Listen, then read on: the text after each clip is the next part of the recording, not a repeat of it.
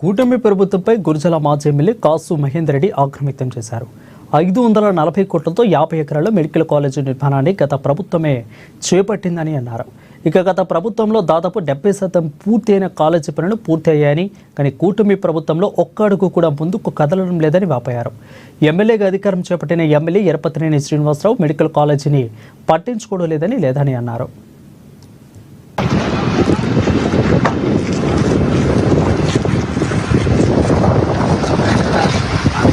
Construction అయిపోయింది.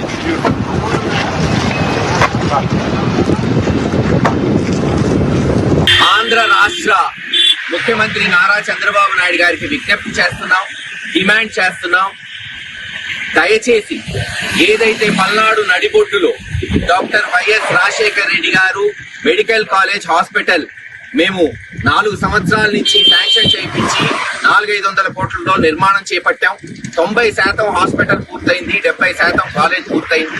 దయచేసి దీని మీద మీరు దృష్టి పెట్టి, ఇప్పటికే సంవత్సరం నుంచి స్థానిక శాసనసభ్యులు కానీ పార్లమెంట్ సభ్యులు ఎవరూ దీన్ని పట్టించుకోలేదు.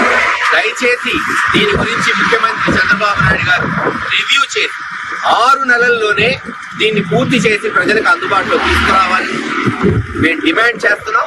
సెల్ఫీ ద్వారా నేనే కాదు, ఈ ప్రాంతంలో ఉన్న ప్రజలందరూ కూడా ఇటువంటి సెల్ఫీలు విడుదల చేసి చంద్రబాబు నాయుడు గారి దృష్టికి ఇది పోయేటట్టు, ఈ పనులు పూర్తయ్యేటట్టు ఒత్తిడి తేవాల్సిందిగా గురజాల పల్నాడు ప్రజలందరినీ కూడా పార్టీలకి, కులాలకు, మతాలకు అతీతంగా వేడుకుంటున్నాను.